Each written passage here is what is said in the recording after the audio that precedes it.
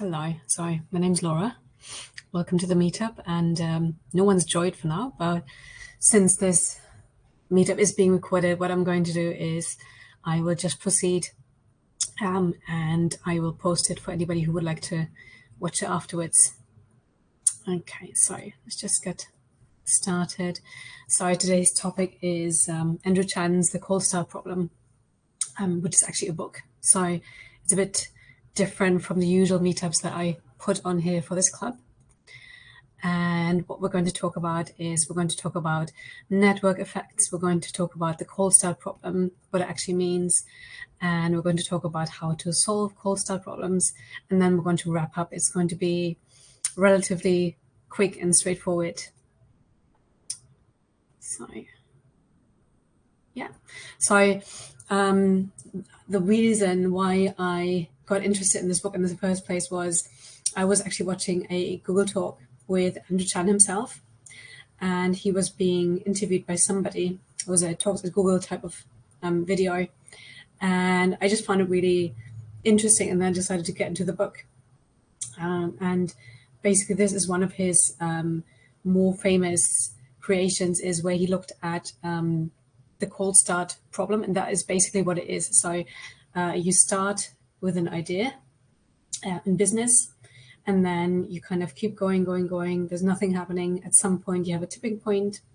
Then you sort of start working towards your goal. You start seeing successes, and then you at one point hit the ceiling, you plateau, and at that point you can either keep growing but not at a pace that is as fast, or you may also see declines in growth. And let me just quickly check on the chat as well. Okay, yeah. So basically, as for the network effect, what it means is he first got into this terminology because he found that when he was working in tech and when he was trying to get started with his startups, he found himself lacking in vocabulary to explain it. But then he found that the cold start problem is actually a key secret to tech startups, and most products or networks fail because they cannot leverage the knowledge that is needed to overcome it. And then, for example, he gives the example of Uber, where it kind of starts off as a sort of rideshare app. It's not really popular because there's not many people using it, but then as more people use it, products can become more valuable. And another key factor in the network effect is he notes that a successful network effect requires both a product and the network. So, for example, if you have a telephone or the internet, if you just have the phone by itself, it doesn't really do anything. It needs a user. But then conversely, if you have a lot of users but no product, it also doesn't need anything because they can't do they can't do anything with it. So you need the product and the network. And yeah, so what he then notes is, in order to get started, is you need to have the right users and the right content on the same network at the same time. And that can be quite difficult, especially when you launch, because you want to start strong. And then some examples that he gives in the book are, for example, if you have LinkedIn, right? So you're kind of trying to look for people who wish to network, but maybe not make it too obvious that they might be looking for other jobs. It's kind of like a Facebook but for workers. And then the right users that they found were sort of mid-level executives, where these people were comfortable putting themselves out there. They actually had networks to leverage. They actually have things to talk about, but they're not too senior that they don't have time, or that they feel they cannot share anything about their work life because they might be too senior. Then he gives another example of Gmail, where people were really excited to have certain usernames, and there were waiting lists and special names that were issued to early adopters. And then another example he gives is Tinder, where he noted that in order for Tinder to get going is they had little events at unis, frat parties, and then they would get people to install the app, and they would hire attractive people to look like real people that you can meet on Tinder, and that's how they get started. And then he also notes a couple of other issues that we can have when you launch a tech product, when you launch a startup. There might be market saturation. So for example, if you have a photo app, Instagram was actually kind of late to the market. It wasn't a new app by any means, but then it had a different approach. It had different filters, different formats, and that is how it was able to overcome market saturations. And then sometimes you may also run into hostile takeovers. You might run into copycats. For example, when there was Airbnb, there was also another competitor called Bimdu, which tried to overtake Airbnb, but then failed. You may also have problems with your actual network, with your users. So for example, at some point, the Uber drivers felt that they were being taken advantage of, their wages were too low, and they just went on strike in certain areas in the world.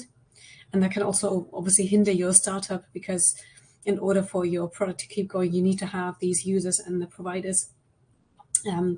And you may also encounter unwanted behaviors. So for example, people may post spam, or they might post offensive content on the networks that you have. And he also has a couple of tips and tricks to overcome these things. Let me just quickly check on the chat if there's anything else. Chat's okay. Right. So he says, in order to overcome your cold start problem, you have to have what he calls the hard side. You have to solve a hard problem. And there have to be certain what they call magic moments where people just go, oh, wow, that is just amazing. I've never thought of that. That was a major problem I had, and it really solves that problem. So for example, Wikipedia, right? You're solving a hard problem of sharing information and collaborating.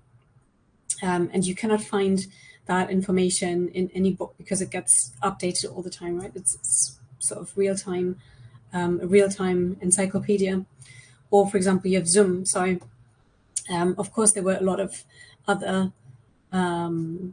video call apps already when Zoom launched, but the way they structured their signups, you didn't actually have to install anything. You could also go from your browser. It was very easy to invite people. Or for example, Clubhouse. It's kind of an app where I'm not sure they're around still, but at that time you could actually talk freely on Clubhouse, which was not possible on many other social networks. Then he also has a trick called Flintstoning. And what he means by that is you have a couple of people where they're not real users. They're kind of your employees, or they might be people that you're paying. And in the case of Reddit, they would employ people to write and post content on Reddit. And that is how the platform became famous. They had fake users in the beginning, and they kind of got it going without being real users. Then there is also something called cherry picking, where you try to post things maybe across other platforms. So for example, Airbnb got its start off of Craigslist, and Craigslist is now, well, I'm not sure it's bigger than Airbnb. It's at that time when he published the book, it wasn't. Or for example, he had something called bundling. So let's say you are a company and you wish to sell more of your product, then you provide certain things that go in the same ecosystem. And then lastly, another thing that he notes can be a great tip to overcome the cold start problem is if you come for the tool, but then you stay for the network. So let's say if you have LinkedIn or if you have Instagram, you're coming for the tool because you find it interesting, but then because you are so enmeshed in your network, because of all the people that you know on LinkedIn or Instagram, you will stay on. Yeah, and just a quick review of my thoughts of the book. So in general, I found that well, in terms of flow, it was just a bit of a mixed bag for me. So the chapters were actually well laid out, but then the writing and the anecdotes, they're just a little bit messy. It's a little bit all over the place. it can be a bit difficult to really extract what he means by certain things at times. And then also, what I found interesting was when he was talking in this Google Talk, so on video, the author seems very eloquent, very approachable, but then the writing style can be a bit wooden. It doesn't seem to quite match the personality in the video. Okay, and at this point, yeah, if these are all my thoughts. Oh, excuse me. Excuse me. So that's it for today. My allergies are kicking up. My allergies want me to stop as well. So yeah, have a good weekend.